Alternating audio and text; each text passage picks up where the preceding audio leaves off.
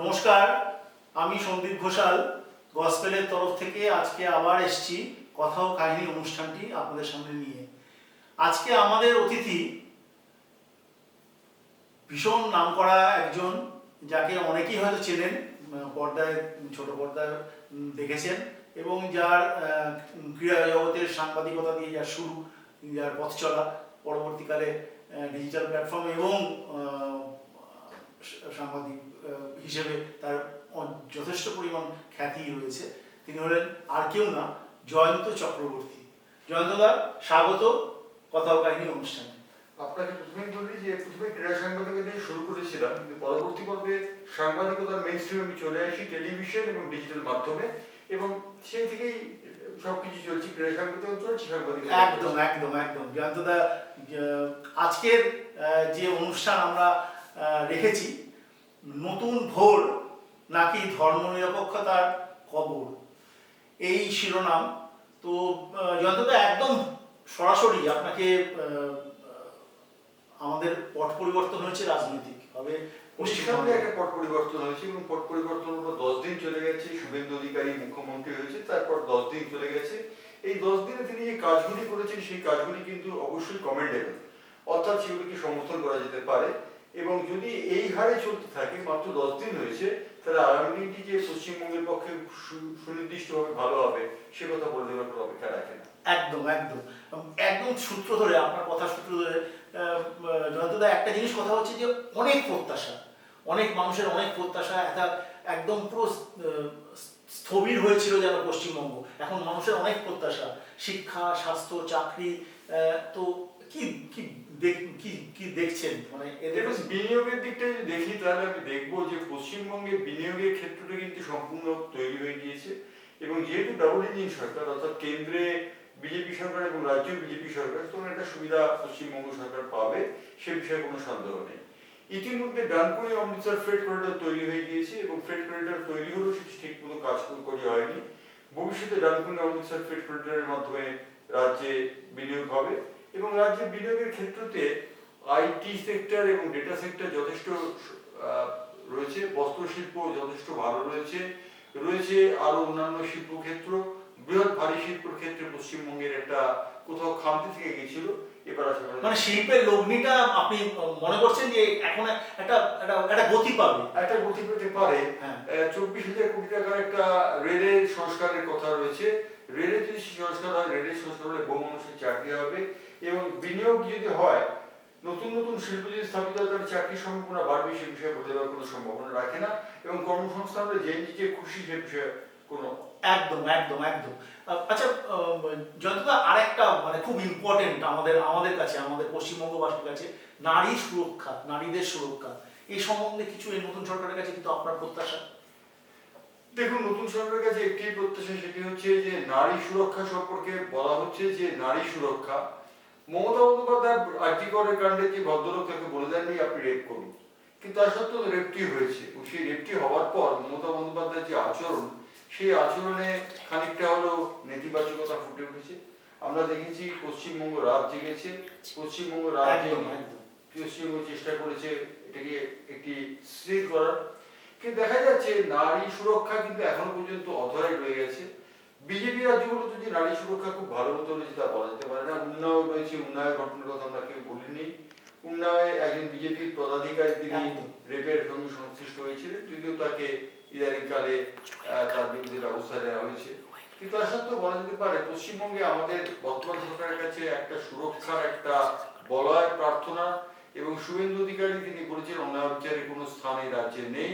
যদি সত্যি তাই হয়, তাহলে বলতেই হবে নারী সুরক্ষার দিকটিও তিনি দেখবেন, এবং নারী সুরক্ষার দিকটি সুরক্ষিত থাকে। ঠিক, একদম ঠিক।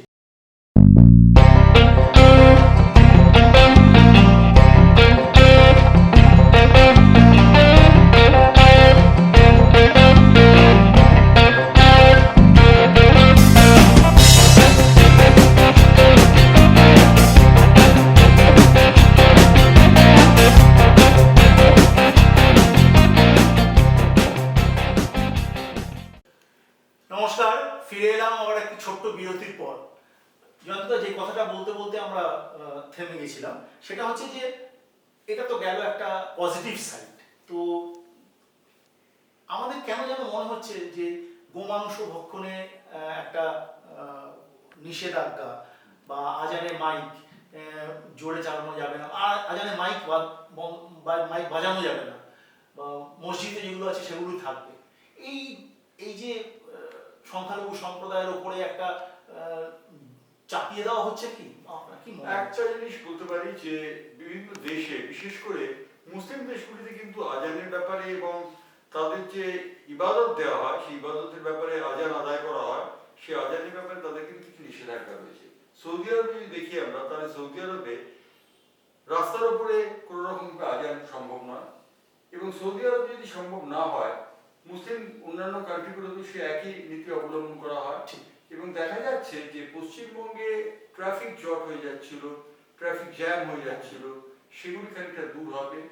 এবং যদি সত্যি এগুলো হয়, তবে একটা কথা বলতে পারি, মানুষের মাংস খাওয়ার যে রীতি রয়েছে, গোমাংস খাওয়া, সেখানে KUET national animal prevention act একটা ভারতের 1950 সালে লাগু হয়েছিল।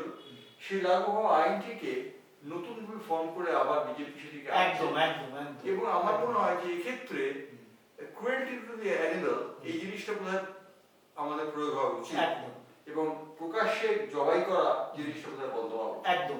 এবং এটা আমরা সকলেই ভুল করছি যে এটা কিন্তু বহু পুরাতন একটা আইন, 1950-এ যেটা ছিল সেটা একদম যে গরু দুধ দিতে পারছে না বা অসুস্থ হয়ে পড়েছে এবং এরকম ইত্যাদি ইত্যাদি, তাদেরই শুধুমাত্র স্লটার করা যাবে, বা অন্য কাউকে মানে দুগ্ধবতী গাইকে করা যাবে না, এরকম একটা পরিষ্কার আইনটি ছিল। তো সেটাকে যদি আবার এই সরকার যদি আবার রিভাইজ করা যায়, সেটা ভালো, সেটা একদিক থেকে খুব ভালো, খারাপ কিছু একদম একদম ঠিক কথা বললেন। আচ্ছা, এই যে মানে আমি আগে যেখানে থাকতাম ট্যাংরা অঞ্চল, সেই কাজ সংলগ্ন একটি জায়গা তপসিয়া, সেখানে একটি নির্মাণ ভেঙে দেওয়া হলো এবং অবৈধ নির্মাণ। অবৈধ নির্মাণ তো ভাঙবেই, মানে সেটা তো কোনো, তার তো আর কোনো বিশ্লেষণ করার দরকার নেই, প্রয়োজন পড়ে না। কিন্তু এই যে অবৈধ নির্মাণে ম্যাক্সিমাম দেখা যাচ্ছে খিদিরপুর, রাজাবাজার, পাক সার্কাস, বেনিয়াপুকুর সংলগ্ন তপসিয়া, তিলজলা অঞ্চলে ম্যাক্সিমাম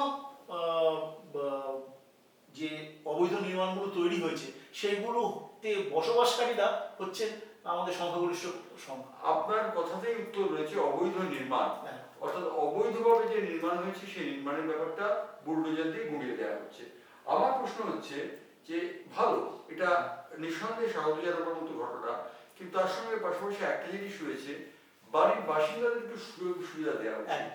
আমার মনে হয় বাড়ির বাসিন্দাদের না জানিয়ে বুলডোজার দিয়ে একদিন সকালবেলা তারা দেখলো বুলডোজার বিধ্বস্ত হয়ে যাচ্ছে, এটি বোধহয় বাঞ্ছনীয় নয়। কারণ একটা বাড়ি মানে তো একটা শুধু বাড়ি নয়, তার মধ্যে একটা বাড়ি থাকে একটা স্বপ্ন, একটা স্মৃতি এবং তার অর্থনীতি একটা রয়েছে। আচ্ছা, আমরা একটা ছোট্ট বিরতি নিচ্ছি, বিরতির পর আবার আসছি।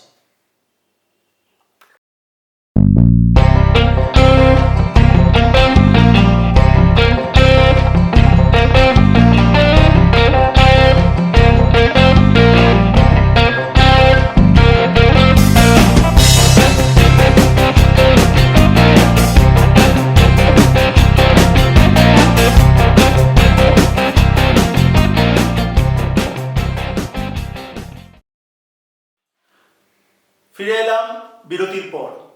জয়ন্তদা, চাষের ন্যূনতম দর চাষিরা পাবে, এটা এই সুবিধাটা এখন থেকে দেওয়া হবে।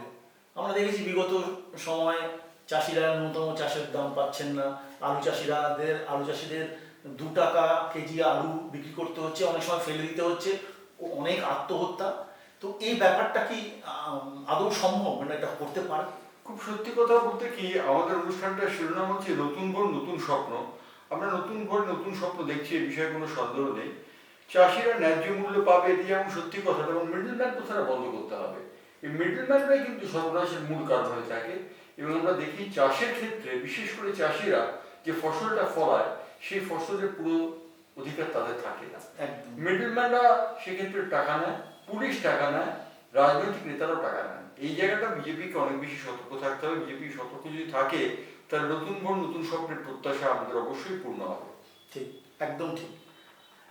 একদম শেষে চলে যাবো আমরা।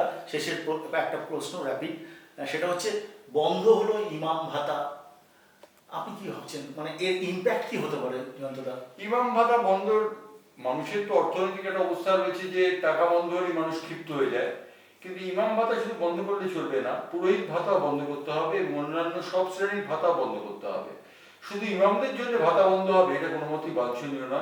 এবং আমরা আশা করবো বিজেপি সরকারের প্রধান শুভেন্দু অধিকারী, তিনি রাজ্যের মুখ্যমন্ত্রী হচ্ছেন, তার কাছে আমাদের আবেদন থাকবে শুধু ইমাম ভাতা নয়, পুরোহিত ভাতা এবং অন্যান্য যে ভাতাগুলো দেওয়া হয় সেই ভাতা কালচার থেকে এবার পশ্চিমবঙ্গ অন্তপক্ষে মুক্ত হবে। যদিও শুভেন্দু অধিকারী বলেছেন যে তিনি মমতা বন্দ্যোপাধ্যায়ের কোনো প্রকল্পই বন্ধ করবেন না, অর্থাৎ লক্ষ্মীর ভান্ডার চালু থাকবে অন্য প্রকল্পগুলি, এগুলি দ্বারা তিনি পাখি মারছেন। ঠিক, একদিকে তিনি মমতা বন্দ্যোপাধ্যায়কে সুরক্ষা দিচ্ছেন আর একদিকে মমতা বন্দ্যোপাধ্যায় সব প্রকল্পগুলিকে রাখছেন। ইমাম ভাতাটি বন্ধ করার জন্য অগ্রসর হয়েছে, তার কারণ তারা মনে করেন যে ইমাম ভাতাটা দেওয়া হচ্ছে কেবলমাত্র